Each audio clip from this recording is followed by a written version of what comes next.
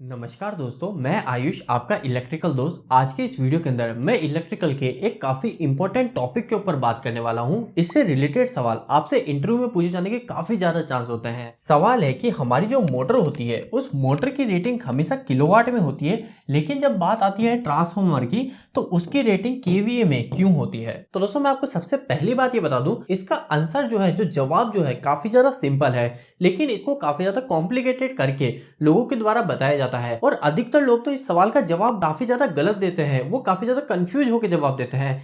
सबसे पहले मैं जो गलत जवाब दिया जाता है उसके बारे में बताना चाहता हूं। तो मैक्सिमम लोग जो जवाब देते हैं वो कहते हैं कि जो ट्रांसफार्मर होता है इसकी रेटिंग केवीए में इस वजह से होती है क्योंकि ट्रांसफार्मर के अंदर हमारे दो तरीके के लॉस होते हैं। एक होता है आपका कॉपर लॉस और एक होता है हमारा आयरन लॉस। अब इसमें जो कॉपर लॉस होता है वो ट्रांसफार्मर में जितना ज्यादा करंट फ्लो होगा उसके अकॉर्डिंग कम या ज्यादा हो सकता है। इसी वजह से ट्रांसफार्मर की रेटिंग केवीए में होती है।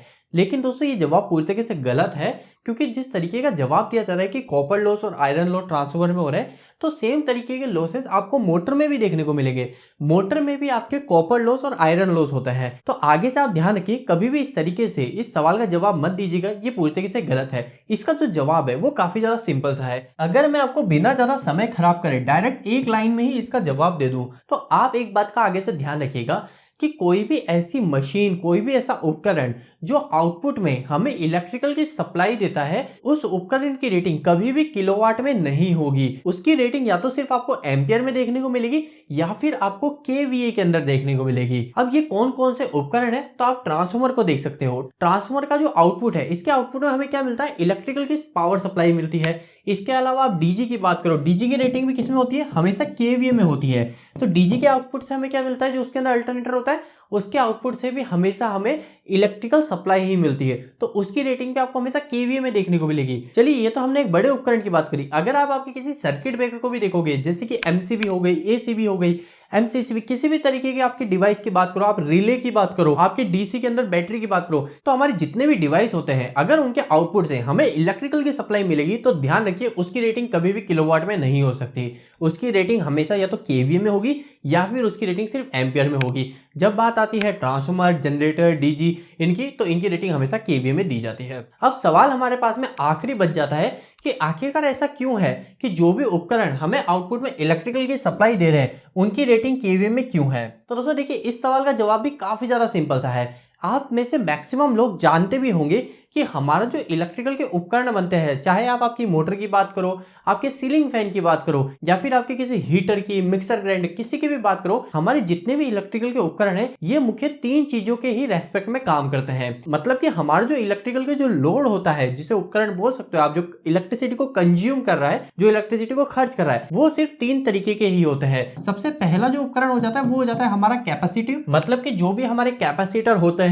वो सभी जो उपकरण होते हैं वो कैपेसिटिव में आते हैं। सेकेंड टाइप का आपका जो उपकरण हो सकते हैं, जो इलेक्ट्रिकल लोड हो सकते हैं, वो होते हैं आपके इंडक्टिव नेचर के। इंडक्टिव में क्या क्या हो सकता है, तो इंडक्टिव में वो सभी उपकरण आ जाते हैं जिसके अंदर हमारे कॉइल का इस्तेमाल होता है। जैसे कि आप मोटर की बात करो तो मोटर में वाइंडिंग होती है, कॉइल होती है। इसके अलावा हम आखिरी और तीसरे उपकरण की बात करें तो वो हो जाते हैं हमारे रजिस्टिव नेचर के। अब ये रजिस्टिव नेचर का मतलब क्या है, तो रजिस्टिव नेचर का मतलब सिंपल सा है, आप ये समझ लीजिए, जो भी उपकरण लेता तो इलेक्ट्रिकल की सप्लाई है लेकिन आउटपुट में वो गर्म होकर, हीट होकर इलेक्ट्रिकल की सप्लाई को खर्च करता है, उस तरीके के जो भी उपकरण है वो सभी रजिस्टिव में आते हैं। उदाहरण की बात कर लेते हैं, तो उदाहरण में सिंपल सा आपका हीटर आ जाता है। हीटर में क्या होता है, वो जो तार होता है वो तार हमारा गर्म होता है, धीरे धीरे हीट होता है और हीट होकर ही हमारे इलेक्ट्रिसिटी को खर्च करता है। पहले के जो इनकैंडिसेंट लैंप आते थे वो क्या होते थे, वो 100 वाट के जो आते थे, पीले कलर के रोशनी वाले, 40 वाट वाले, वो क्या होते थे, वो हीट होते थे। उसके अंदर टंगस्टन का जो वायर होता है वो हीट होता था जिससे रोशनी होती थी। तो इस तरीके के जो भी डिवाइस है ये सब रजिस्टिव लोड में आते हैं। तो आपको एक बात तो पता है, हमारे इलेक्ट्रिकल के जितने भी लोड होते हैं वो मुख्य तीन टाइप के ही होते हैं। अब यहाँ पर एक बात अलग ध्यान ये रखिए कि ये जो तीनों टाइप के लोड है ना, इन तीनों टाइप के लोड का जो पावर फैक्टर होता है, आपने पावर फैक्टर वर्ड सुना ही होगा कंपनी के अंदर, इन तीनों ही लोड का जो पावर फैक्टर होता है वो डिफरेंट टाइप का होता है। कैपेसिटिव का पावर फैक्टर अलग होगा,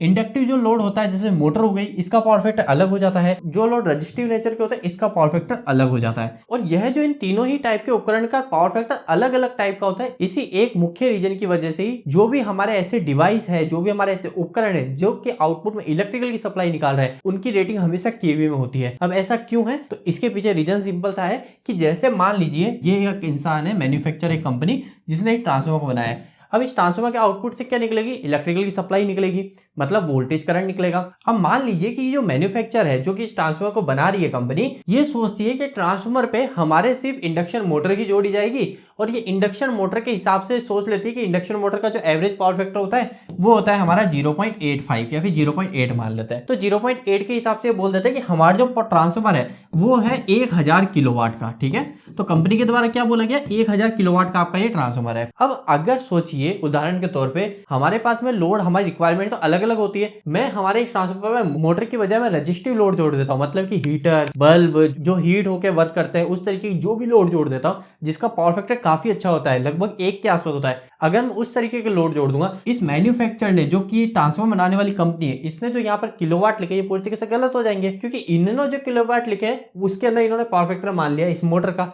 तो मोटर का पावर फैक्टर तो हमारा कम होता है। तो यही एक रीजन है कि हमारा जो मैन्युफैक्चर है उस मैन्युफैक्चर को ये नहीं पता कि जो भी उन्होंने डिवाइस बना है उसके आउटपुट से जो इलेक्ट्रिकल की सप्लाई निकलेगी उस पर जो लोड जुड़ रहा होगा उसका पावर फैक्टर क्या होगा। और इसी रीजन को ध्यान में रखते ही सेफ साइड में जो भी ऐसे डिवाइस होता है उनकी रेटिंग हमेशा केवीए में ही होती है। तो दोस्तों उम्मीद करता हूं ये वीडियो आपको पसंद आया होगा। जाते जाते एक और छोटी चीज बता देता हूं मैं आपको, अभी भी आपके पास में कोई भी उपकरण है जिसकी रेटिंग केवीए के अंदर है, जैसे मान लीजिए आपके पास में एक ट्रांसफार्मर है जिसकी रेटिंग है 1000 केवीए की, है ना। अब अगर बात करें कि इसका किलोवाट क्या है, आपको निकालने की किलोवाट क्या है, तो किलोवाट हमेशा निकलेगा, आपको पता होना चाहिए पावर फैक्टर, जो कि मैंने आपको पहले बताया। तो मान लीजिए कि इस ट्रांसफार्मर के ऊपर जो लोड जुड़ा हुआ है वो एवरेज 0.8 का जुड़ा हुआ है, मतलब कि इस पे जितनी भी मोटर जुड़ी हुई है उसका एवरेज जो पावर फैक्टर वो 0.8 है। तो इस ट्रांसफार्मर की कैपेसिटी कितनी हो गई, आप सिंपल सा केवीए के अंदर जो भी 1000 केवीए इसके अंदर मल्टीप्लाई कर दो पावर फैक्टर का, मतलब 0.8 का, तो यहाँ पे रेटिंग आ जाएगी हमारे ट्रांसफार्मर की 800 किलोवाट।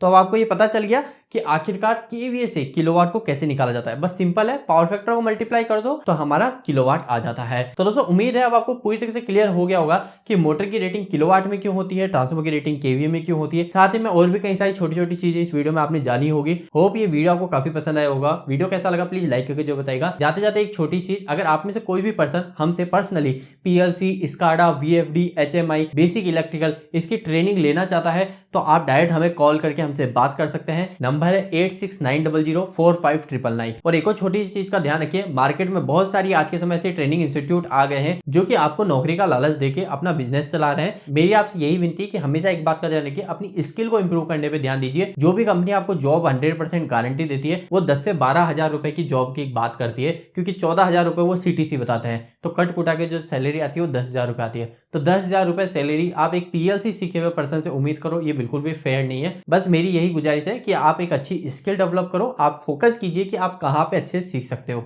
चलिए आज के इस वीडियो में इतना ही रखते हैं। हमसे अगर ट्रेनिंग लेना चाहते हैं नंबर आपको याद ही होगा 8690045999। आज के लिए इतना ही, धन्यवाद।